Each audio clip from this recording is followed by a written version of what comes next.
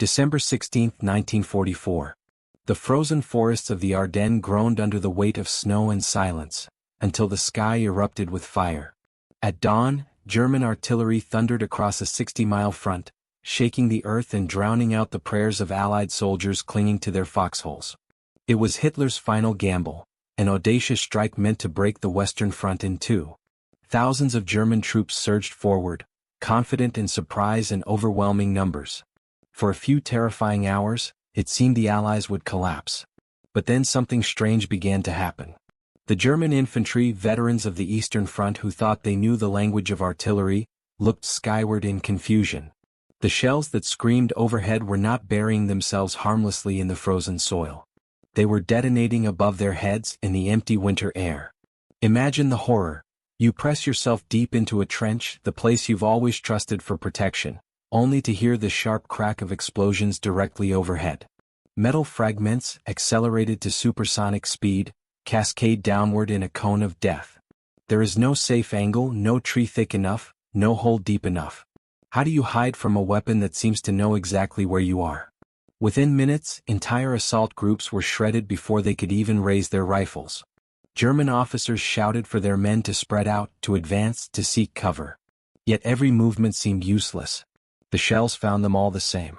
Panic began to ripple through units that had marched confidently just hours before. Some soldiers froze in disbelief. Others bolted for the rear, convinced the Allies had somehow weaponized the sky itself. Behind the curtain of smoke and snow, one American artillery commander had just made a decision that would change the course of the battle. Colonel Jonathan Reed, in charge of a small artillery group near the Belgian border, faced an impossible choice. His guns alone stood between a flood of German grenadiers and the collapse of a thin Allied line.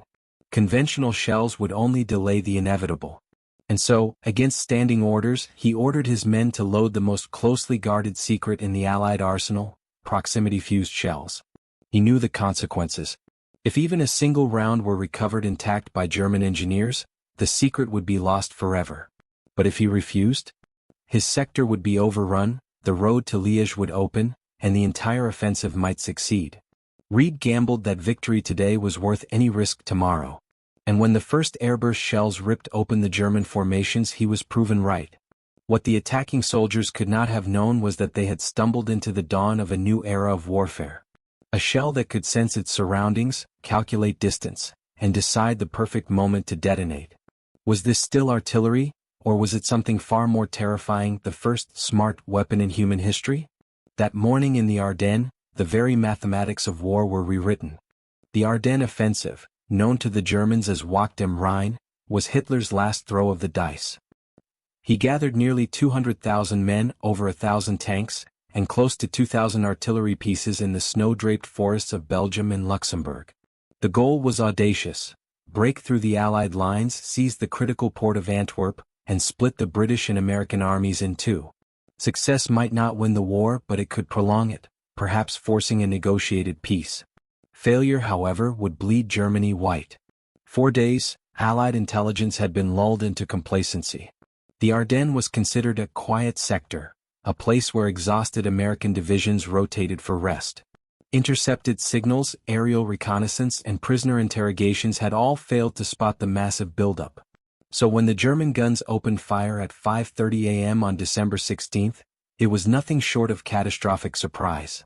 Shells rained down at a rate of more than 1,500 per minute, shredding communication lines, cutting supply routes, and sowing chaos among inexperienced American units. German infantry surged forward in disciplined waves, supported by armored spearheads. Villages that had flown the American flag just the day before were swallowed up in smoke and fire. The Wehrmacht advanced with confidence, certain that their final gamble was already paying off.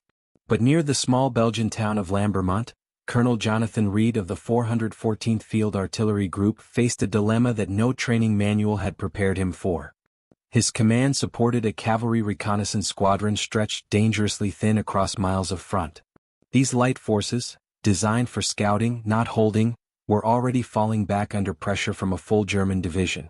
Reed's gunners worked furiously, lobbing shell after shell, but the traditional tactics were failing. The enemy formations pressed on, seemingly unstoppable. It was then that Reed considered the unthinkable. Locked in crates within his ammunition depot sat a weapon so secret that only a handful of officers in Europe knew it existed. Officially, proximity-fused shells were to be used only against aircraft, where their ability to detonate near a target multiplied the chances of scoring a kill. The fear of German capture was paramount. If even a single fuse fell into enemy hands, it might be dissected and copied, erasing years of Allied technological advantage. High Command had forbidden their use in ground combat. And yet Reed could see the writing on the snow. His sector was collapsing.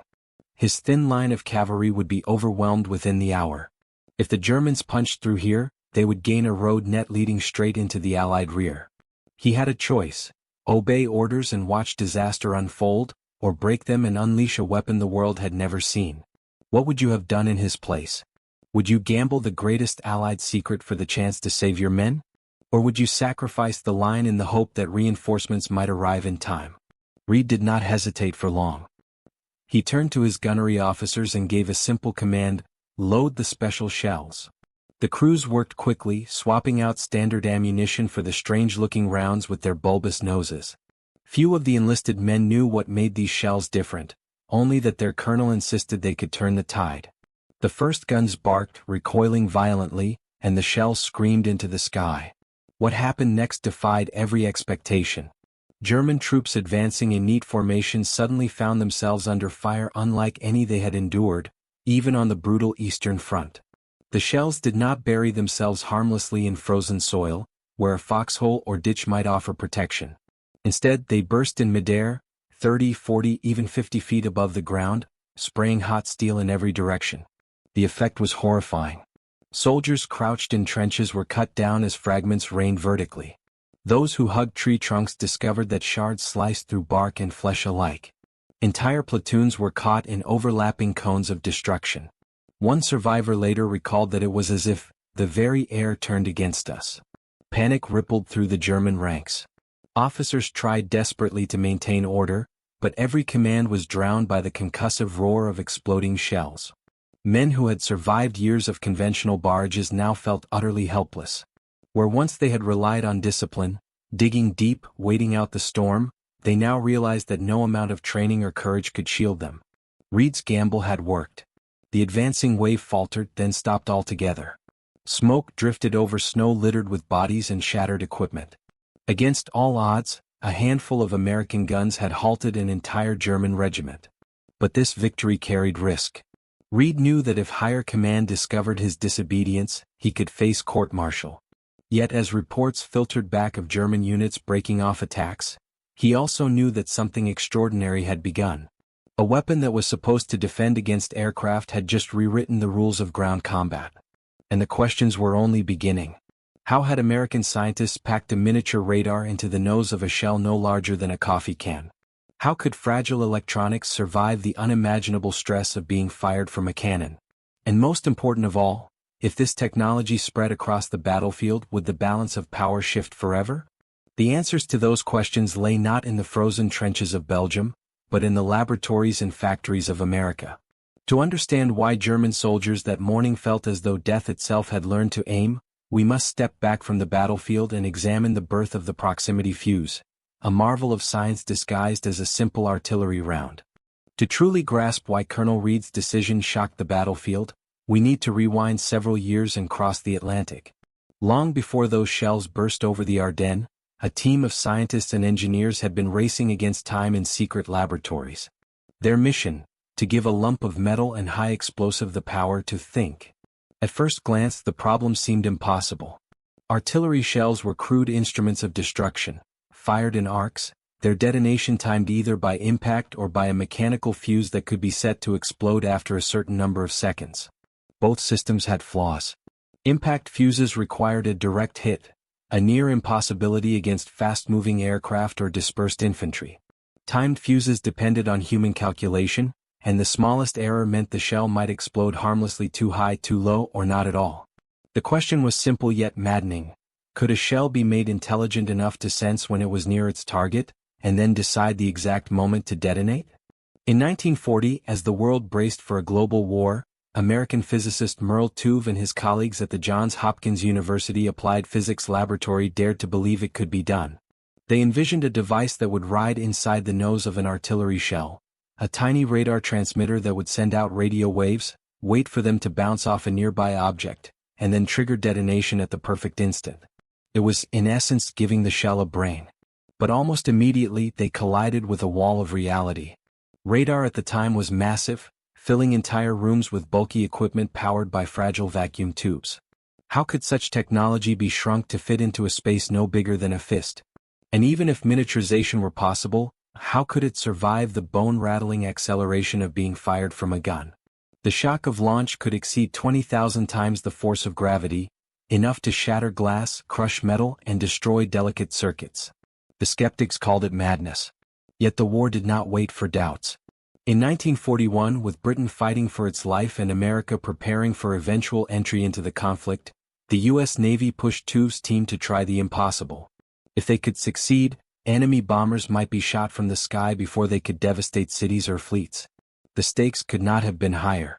The work that followed was a symphony of desperation and genius. Engineers experimented with ruggedizing vacuum tubes, making them smaller, tougher, and more reliable. They tested countless designs, firing shells into nets or over open water, each time dissecting the shattered remains to see what had survived. Dozens of prototypes failed spectacularly, circuits cracked, filaments snapped, capacitors shattered. But slowly, painstakingly, solutions emerged. One breakthrough came with the idea of potting the delicate electronics in protective compounds, essentially encasing them in a shock-absorbing shell. Another came with miniaturization, shrinking components without losing their power. Step by step, the impossible became tangible. By late 1942, the first successful proximity fuses were ready for combat testing. The Navy deployed them aboard warships in the Pacific, where Japanese aircraft threatened daily. The results were staggering. Anti-aircraft gunners who once needed dozens of shells to down a single plane suddenly found their success rates multiplied. Kamikaze pilots who had expected to slip through curtains of fire instead exploded in midair, victims of shells that seemed to have eyes. But the Army was watching closely. If this technology could devastate aircraft, why not apply it against ground targets? A shell that could detonate above enemy troops would be vastly more lethal than one that buried itself in dirt. Yet this application carried unique dangers. Unlike an air battle over the ocean, where wreckage would sink and secrets would vanish, ground combat meant the risk of unexploded shells falling into enemy hands. One intact fuse could give away everything. That is why the orders were strict. Proximity fuses were for air defense only. The Army would not gamble with its crown jewel. And so, through 1943 and most of 1944, even as American soldiers slogged across Europe, the fuses remained locked away in depots. Still, whispers spread among the men who knew. They called it the VT fuse, short for variable time. Others nicknamed it the radar shell. And to the few artillery officers who had glimpsed what it could do, the temptation to use it on the battlefield was almost unbearable. Think about it, if you were facing wave after wave of enemy soldiers, would you really keep such a weapon hidden? Could any commander truly resist when the lives of his men hung in the balance? Colonel Reed, standing in the snowy forests of Belgium, was hardly the first to wonder. But he was the first to act. Back in the Ardennes, the Germans had no idea what had struck them. Their intelligence reports had warned of improved Allied artillery, yes, but nothing like this. To the men on the ground, it was sorcery. Shells that knew when to explode, fire that seemed to follow them wherever they hid. Rumors spread quickly through the ranks, fueled by fear. Was it a new kind of gas? A secret Allied bomb? Or had the Americans found a way to make their artillery see? As German morale wavered, American gunners found themselves in possession of a weapon more terrifying than they had ever imagined. And Reed, though relieved by the success, also knew he had crossed a line. Somewhere in his gut, he realized this was only the beginning. Because if a handful of guns could stall an entire German regiment, what would happen when thousands of Allied batteries received the same ammunition? Could the Ardennes offensive itself be broken not by tanks or planes, but by the invisible genius hidden inside a shell's nose? The snow-covered forests of Belgium were about to find out. The morning after Colonel Reed's gamble, the Ardennes looked like a vision from some twisted nightmare. Snow lay churned and blackened, branches had been ripped from trees, and jagged fragments of steel glinted in the pale winter light. The men who had survived the first night of proximity-fused fire stumbled among the wreckage in disbelief. They had lived through countless bombardments, endured barrages from Russia to Italy, yet nothing had prepared them for this. Every instinct, every lesson of survival in war had failed them. Trenches that had once been safe havens were filled with corpses.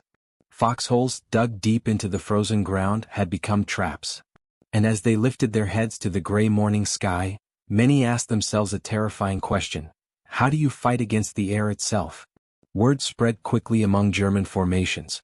Shells were no longer behaving like the predictable weapons they had known for years. They were bursting above the treetops, raining death downward in patterns too precise to be chance. Some swore the Americans had discovered a new chemical fuse, others muttered about magnetic sensors, and still more whispered that it was a weapon beyond human comprehension.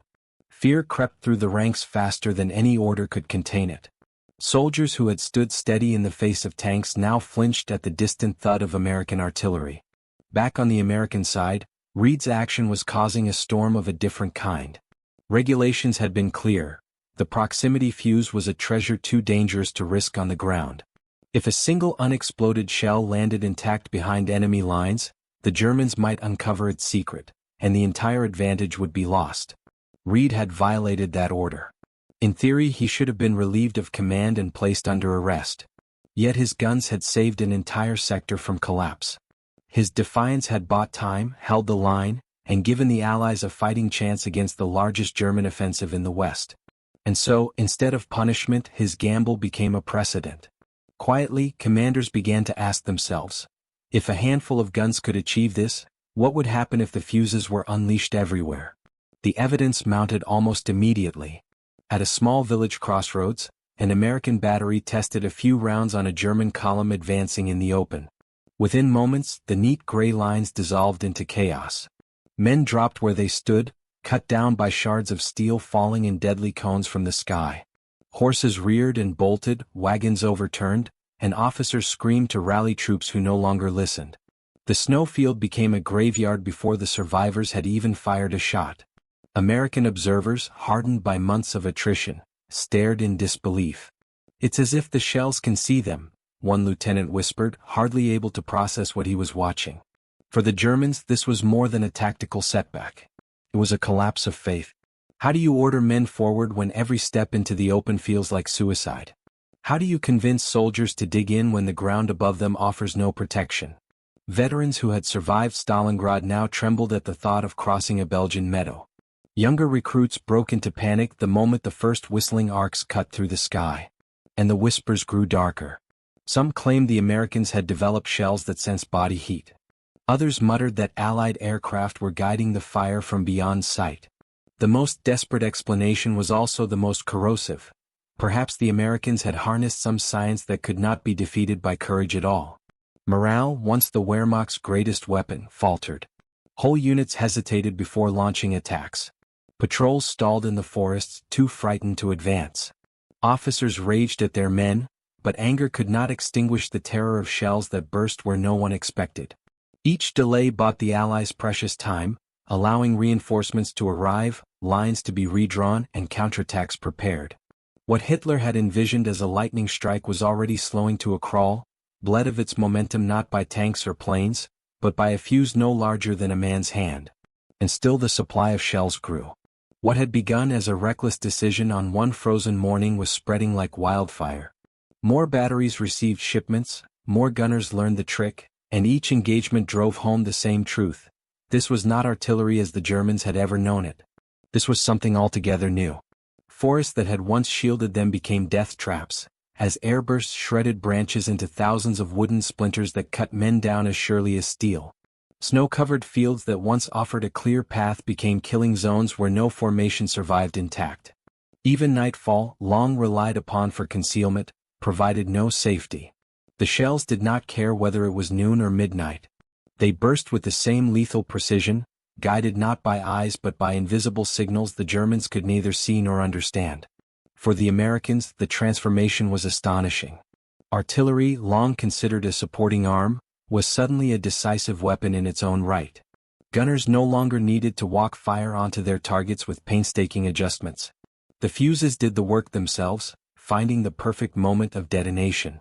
What had once required dozens of shells now demanded only a handful.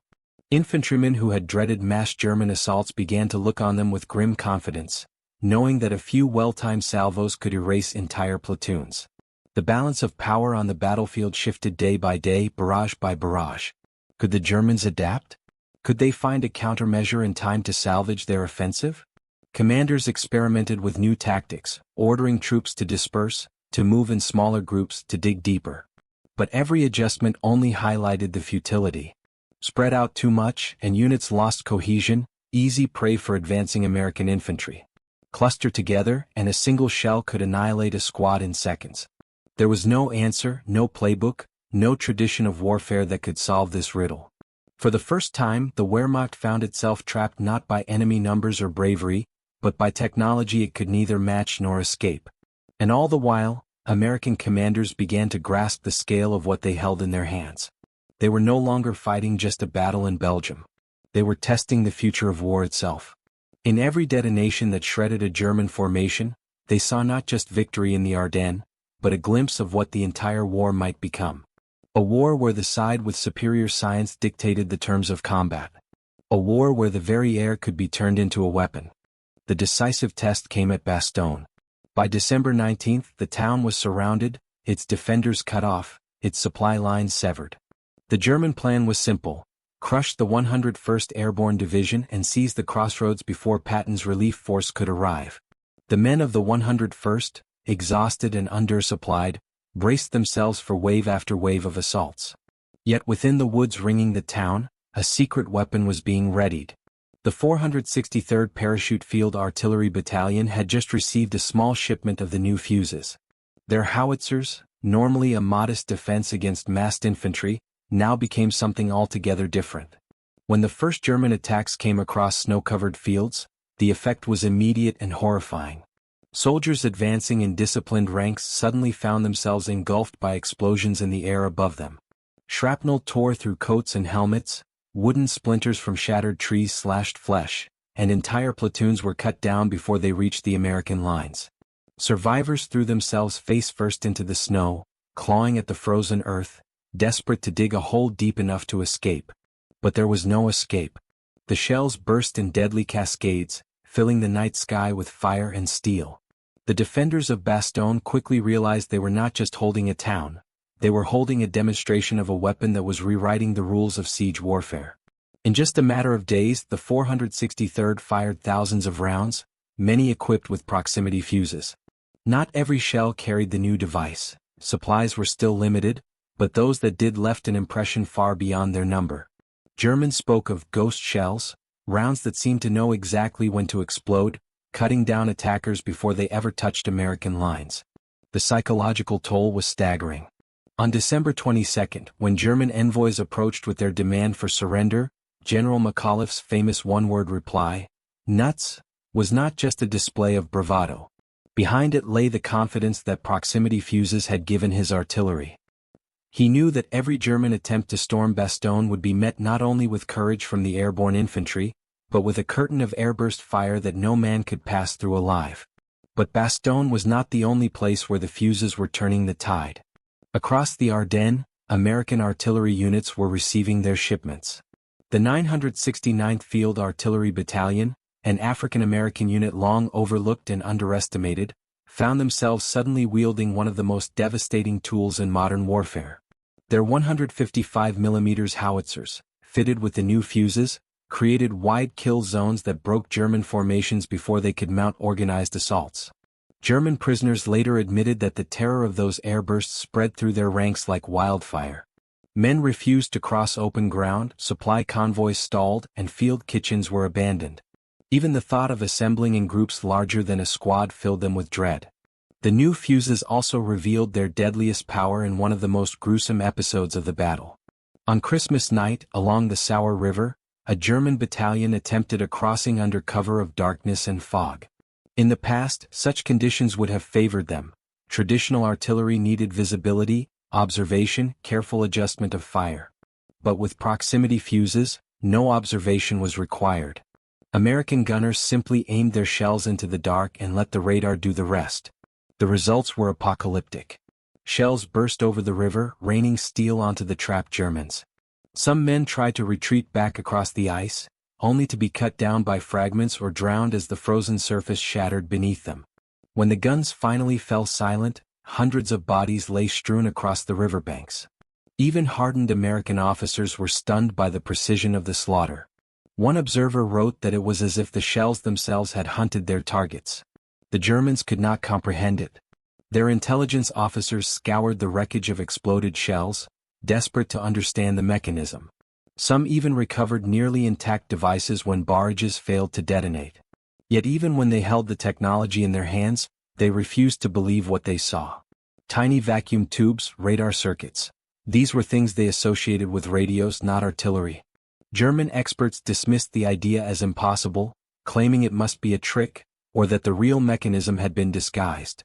In their arrogance, they overlooked the fact that years earlier their own scientists had begun experimenting with similar ideas, only to have the projects cancelled by Hitler himself for taking too long. Now they paid the price for that short-sightedness. Meanwhile, in the frozen forests, the American advantage grew daily. What had once been a desperate defense was turning into a demonstration of technological supremacy. Forests, which the Germans had counted on for concealment, became killing grounds as airbursts ripped through the treetops. Foxholes, carefully dug beneath roots, offered no protection from fragments falling from above. Even supply convoys, moving under cover of poor weather, found themselves annihilated by barrages that needed no observers. It was not only the physical destruction that mattered, it was the psychological impact. The Germans were discovering that their tactics, their doctrine, their very instincts about warfare had become obsolete overnight. Imagine being trained to dig in, to seek cover, to use the terrain to your advantage, only to find that every move had become meaningless. What refuge exists when the very sky has been turned against you? What courage can survive when men believe that death will find them no matter how cleverly they hide? The answer lay in the faltering German offensive. By late December, the drive that had begun with such boldness was slowing. Units that should have pressed forward hesitated, leaders who should have ordered attacks delayed them, and the momentum that had carried the Wehrmacht deep into Belgium was bleeding away. The proximity fuse was not the only factor. Allied resistance, weather, and logistics all played their roles, but again and again at Bastogne, at the Sauer, in the forests of Elsenborn Ridge, it was the airburst that broke the back of each assault. Even General Patton, racing north with his Third Army to relieve Bastogne, recognized the weapon's decisive role. His artillery commander pioneered new tactics designed to exploit the fuses, coordinating massed barrages that detonated simultaneously over German formations. Soldiers later described the effect as a storm of steel that left nothing alive beneath it. Patton, never one to understate, declared that the funny fuse had won the Battle of the Bulge for the Allies. By the end of December, the verdict was clear. Hitler's gamble in the Ardennes had failed, not just because of brave soldiers or frozen roads, but because American science had given artillery a brain. In the snowbound forests of Belgium, the balance of war had tilted irreversibly. Behind every shell that burst over the Ardennes lay a story not of battlefield heroics, but of factories, assembly lines, and scientists working in secrecy. The proximity fuse was not the kind of weapon that could be handcrafted in a workshop. It demanded precision on a scale that seemed impossible in wartime. Yet by late 1944, American industry was producing them by the millions, each one a miniature marvel of engineering. The fuse itself was a miracle of miniaturization. At its heart lay a tiny vacuum tube, smaller than anything that had existed before. These tubes, delicate and easily damaged, had to survive the violent acceleration of being fired from a gun barrel, endure the freezing cold of high-altitude flight, and then function flawlessly in the chaos of combat. Even a slight flaw could render a fuse useless. Early in the war, some scientists believed the project was a fantasy, a waste of resources better spent on simpler weapons. But as the first working models proved themselves, momentum gathered. The Allies realized they were sitting on a weapon that could not just aid the war effort, but potentially shorten the war itself. To protect the secret, production was shrouded in layers of security. Workers on the assembly lines often had no idea what they were building. A woman in Baltimore might spend her days soldering tiny wires, never knowing that her work would one day decide the outcome of a battle in Belgium. Components were scattered across different factories, so no single plant held the full picture. Only a handful of senior engineers and officers understood the complete design. And yet, despite the secrecy, the system worked. Thousands of laborers, many of them women, turned out parts with astonishing reliability. By the winter of 1944, the United States was producing fuses in numbers that defied belief, over 1 million a month. This scale of production meant that once the decision was made to release them for ground use, they could be supplied quickly and in vast quantities. No longer limited to a handful of experimental batteries, proximity fuses spread across the front like wildfire. Every new shipment meant another American division could rain destruction with unprecedented accuracy. The Germans, by contrast, had no such luxury. Their war economy, strained by Allied bombing and Hitler's erratic decisions, could not have supported such a project even if they had the design. Factories lay in ruins, supply chains collapsed under the weight of Allied air power, and skilled labor was siphoned off to man the crumbling front lines. They were a nation trying to fight the most advanced war in history while their industrial base bled out beneath relentless bombardment. How could they hope to match an enemy that not only invented a new weapon, but built it in numbers large enough to blanket entire continents? And yet, German arrogance blinded them. Even when fragments of fuses were recovered, even when reports from the front confirmed that shells were exploding in the air, senior commanders refused to believe the Americans could produce such technology at scale. Some dismissed the stories as exaggerations by frightened troops. Others convinced themselves that these were rare, experimental devices, too scarce to make a difference. They could not grasp that behind every airburst lay the might of Detroit, Pittsburgh, and countless other cities where American industry had transformed into the arsenal of democracy. Meanwhile, on the battlefield, the impact was undeniable. At Elsenborn Ridge, one of the most critical defensive positions of the campaign, American artillery equipped with proximity fuses turned the wooded slopes into a graveyard for German infantry. The ridge was vital. If it fell, the road to Liège would be open, and with it, the lifeline of Allied logistics. 4 days, German divisions hurled themselves at the position, confident that sheer numbers would break the line. Instead, they were shredded. Artillery shells detonated above the advancing columns, tearing gaps in their ranks before they could even close with the defenders. Survivors stumbled back through the snow, haunted by the sight of comrades cut down by invisible hands. Officers who had promised easy victory found themselves staring at casualty lists that grew longer by the hour. And it wasn't just infantry. German armored columns, too, found themselves harassed and broken. Tanks might survive direct hits from shrapnel, but the men around them did not.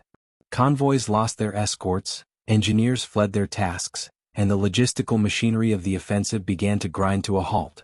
A tank may be fearsome, but a tank without infantry is a sitting target. The fuses didn't just kill men, they killed the cohesion that made attacks possible. As these defeats mounted, German commanders searched desperately for answers. They urged their men to spread out, to move at night, to dig deeper trenches. But no matter the tactic, the fuses found them. Spread out and the advance lost momentum. Move at night and the radar still detected them. Dig deep, and the airbursts showered fragments down into the very holes meant to protect them. It was as if the Americans had ripped the rulebook of ground warfare to shreds and written a new one in fire and steel. And yet, the most chilling effect of the proximity fuse was not physical but psychological. German morale, already frayed by years of defeat, began to unravel. Soldiers who had fought with fanatical discipline in 1940 now broke under the strain of facing a weapon they could neither fight nor understand. They spoke of death from the sky, of shells that seemed to think for themselves. Some believed the Americans had harnessed science beyond the natural, that they were facing a kind of sorcery disguised as technology. What courage could survive in the face of such despair? The ripple effects stretched beyond the Ardennes. In Berlin, reports of the weapon reached Hitler himself. He raged at his generals, accusing them of cowardice, of inventing excuses for their failures. How could the Americans possess such a device when German science had once been the envy of the world? The truth, that years of mismanagement, political interference, and denial had crippled German research, was one he could not face. And so, instead of action, there was only anger, denial, and the slow realization that the Reich was losing not just on the battlefield, but in the laboratories and factories that fueled the war. For the Allies, the lesson was clear. Wars were no longer won by bravery alone. Courage mattered, yes, but courage without science was a death sentence. The proximity fuse had proven that decisively. It was not the rifleman charging across the snow who determined the fate of the Ardennes, but the unseen hands of engineers and workers who had built a device so precise, so deadly, that it could alter the course of a campaign. As December bled into January, the Germans still fought, still pressed their attacks, still tried to salvage their offensive. But the writing was on the wall. Every day more proximity fuses arrived. Every day more German units dissolved under their fire. The tide had turned, and the industrial miracle behind the fuse had ensured it could not be turned back. By the final week of December 1944, the German offensive was faltering. The promise of a swift breakthrough had collapsed into a grinding slog, and every mile gained was paid for in blood. Yet the Allies were not merely holding, they were preparing to strike back. And at the center of this counteroffensive stood one man whose name still echoes through history, General Georges Patton. Patton had been waiting for this moment. For weeks, his Third Army had been restless, coiled like a spring in the south. When the German attack broke across the Ardennes, he saw not disaster but opportunity. His men would not sit idle. They would pivot north, strike through the snow and ice, and relieve the embattled garrison at Bastogne. But to do that he needed more than speed and daring. He needed firepower. And thanks to the proximity fuse, he had it in abundance. Patton's artillery commander, Brigadier General Leonard Williams, understood the weapon's potential better than almost anyone. He devised tactics specifically tailored to its strengths, the most devastating of which was called the time-on-target concentration. The principle was simple but deadly. Multiple artillery battalions would fire at once, with shells timed to arrive simultaneously. Instead of a rolling barrage that enemies could adapt to, entire salvos would appear out of nowhere, detonating overhead in perfect unison. When combined with proximity fuses, the effect was apocalyptic. Imagine standing in an open field, hearing nothing but the crunch of snow beneath your boots. Then in an instant dozens of shells erupt above your head, saturating the air with steel and fire. There is no warning. There is no escape. German survivors called it the death bell. Entire companies vanished in seconds, erased before they could even return fire. For Patton it was arithmetic. He often said that battles were won by mathematics as much as by courage, and the fuse was his ultimate proof. Each shell did not just wound or scatter, it annihilated. Where once he would have needed 10 guns to stop an assault, now 2 would suffice. This efficiency gave him flexibility, allowing him to bring devastating firepower to bear exactly where it was needed most. Nowhere was this more evident than in the drive to Bastogne. The 101st Airborne Division had been encircled, their supplies dwindling, their situation desperate. The Germans demanded surrender. The reply from Brigadier General Anthony McAuliffe was famously brief: nuts. But defiance alone could not hold the town. Without artillery support, the paratroopers would have been overrun. The arrival of proximity fuses changed everything.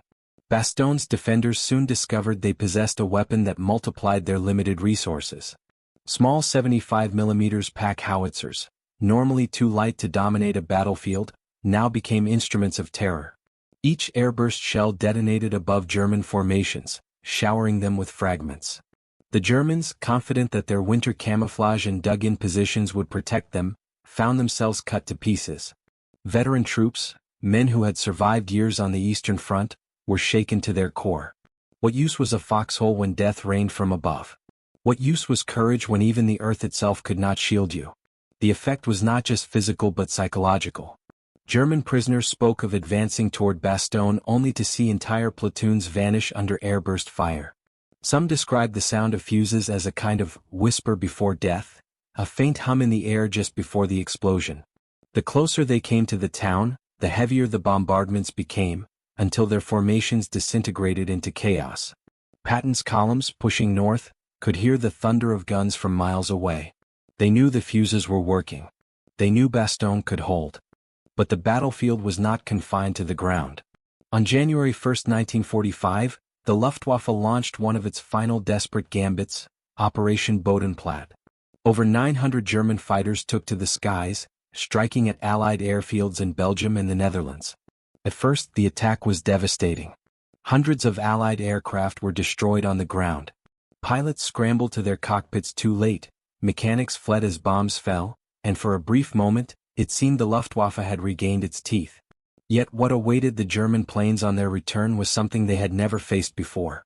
Allied anti-aircraft batteries, equipped with proximity fuses, were ready.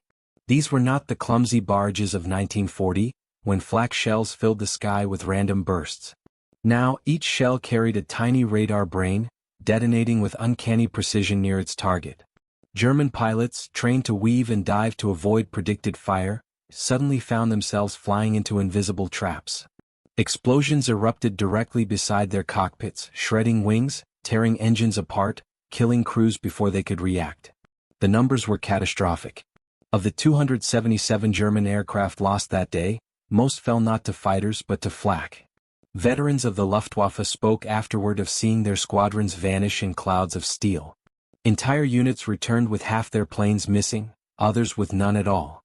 The Luftwaffe, already crippled by fuel shortages and lack of trained pilots, never recovered. Bodenplatte, intended as a bold strike, became a death blow. And the fuse had played a decisive role. On the ground, too, the German offensive was unraveling. At Elsenborn Ridge, repeated attacks by some of Hitler's best divisions, including the feared 1st SS Panzer, collapsed under proximity-fused artillery. For 3 days, wave after wave of infantry and armor tried to storm the heights. Each time they were shredded by airburst fire. Soldiers fell so thickly that survivors were forced to climb over their own dead to continue the assault. Afterward, American officers estimated that 40,000 of the 160,000 shells fired had been equipped with fuses. Those 25% accounted for over half the casualties. Numbers do not lie.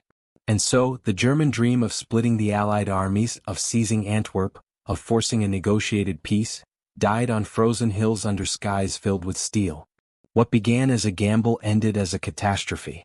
German generals, once confident in their plans, now admitted privately that their men could not withstand this new kind of warfare. They were not beaten by numbers alone, nor even by American bravery, but by a weapon that turned every tree, every field, every road into a killing ground. By mid-January the tide had turned completely. Patton's men broke through to Bastogne, the siege was lifted, and the Allies surged forward. The Battle of the Bulge was not yet over, but the outcome was no longer in doubt. The Germans had gambled everything and lost. And at the heart of that loss was a weapon so small it could fit in the palm of a hand, yet so powerful it reshaped the battlefield. Could the Germans have stopped it if they had discovered it earlier? Could they have developed a countermeasure, perhaps even created their own version? Or was the fuse, like the atomic bomb, simply beyond their reach by that stage of the war? These questions haunted German officers in the war's final months. But by then it was too late. The die had been cast. The proximity fuse had not just defended the Ardennes, it had rewritten the rules of modern war. By January 25, 1945, the Battle of the Bulge was over. The German offensive that had begun with such ferocity 6 weeks earlier lay shattered.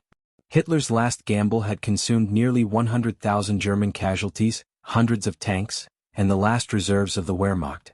The Allies had lost heavily too, around 75,000 men including 19,000 killed, but they had held. The road to Germany now lay open. What role had the proximity fuse played in this outcome? To those who fought in the snow-covered forests, the answer was obvious. Artillery had always been the king of battle, but now it had become something more. A weapon that seemed almost alive, one that could sense its enemy and strike with terrifying precision. Field Marshal Gerd von Rundstedt, one of Germany's most respected commanders, later admitted, "The proximity fuse was decisive. Our attacks broke down not because of American courage, though they fought well, but because of artillery that seemed to have eyes." His colleague, General Otto von Manschufel, who led the 5th Panzer Army, was even more blunt.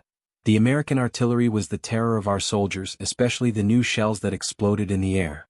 They caused panic even among veteran troops. Panic, perhaps the most destructive weapon of all. When soldiers no longer believe they can survive, when they think every tree conceals death and every shell will find them, no amount of training or discipline can hold them together." The statistics are stark. Roughly 200,000 proximity-fused shells were fired during the Ardennes campaign, accounting for an estimated 15,000 to 20,000 German casualties, nearly a fifth of the total. Each shell was 5 to 10 times more effective than its conventional counterpart. And unlike traditional artillery, which relied on visibility, observers, and careful adjustments, the new fuse worked in fog, snow, and darkness.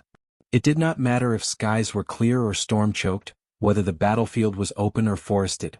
The results were always the same: death from above. But behind the numbers lay human stories, and they were grim. German infantrymen, many of them teenagers conscripted in the war's desperate final months, were slaughtered in ways their fathers could scarcely have imagined.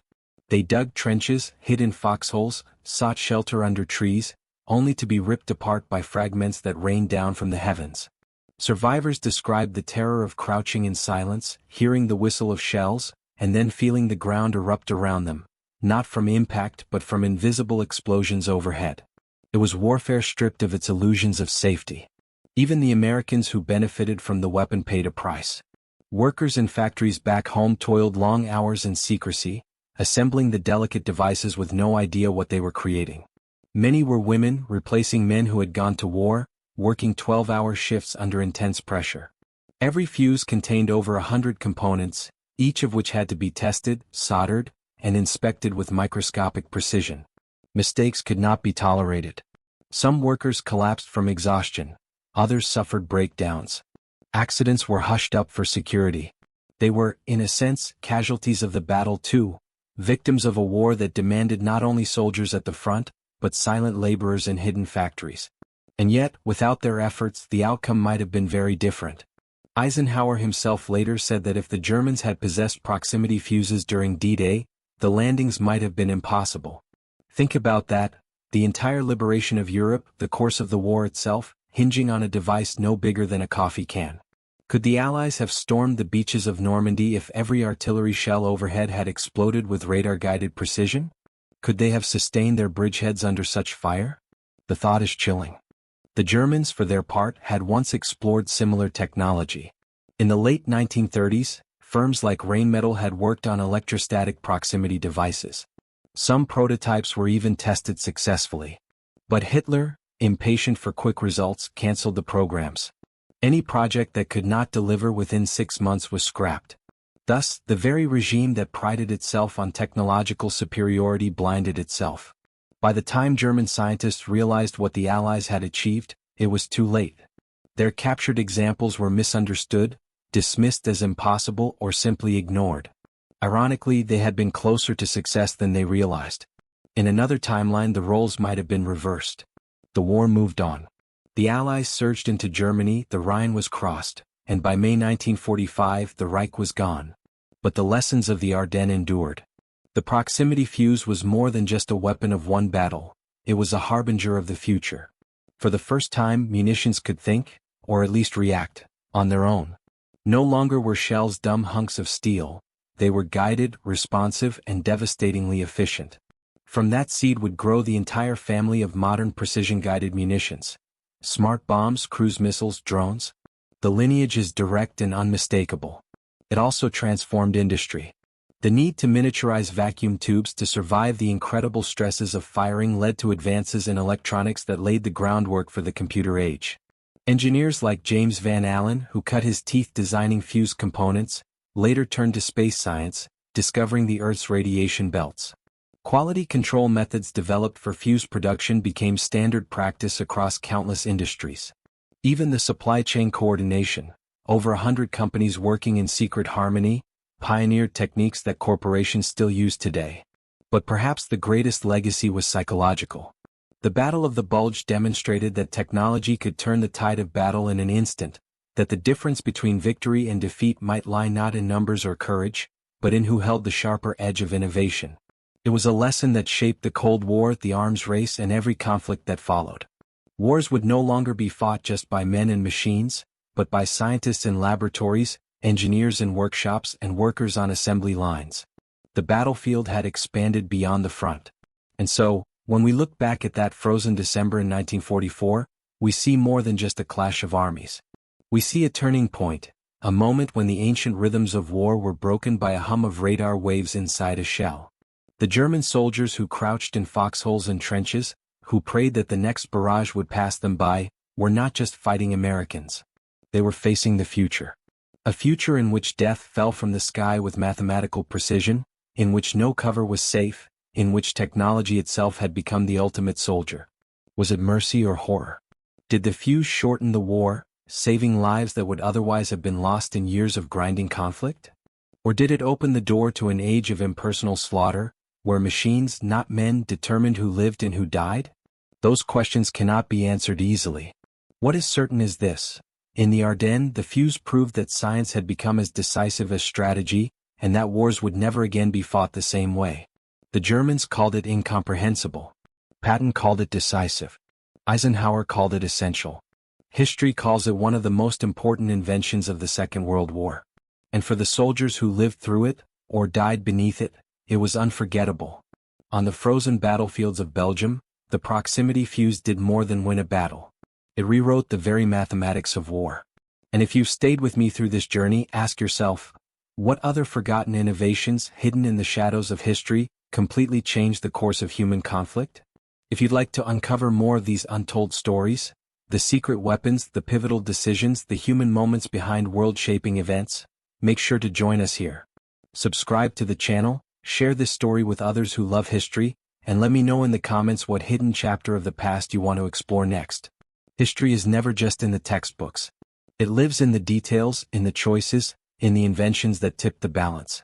Together we'll keep bringing those stories back to life.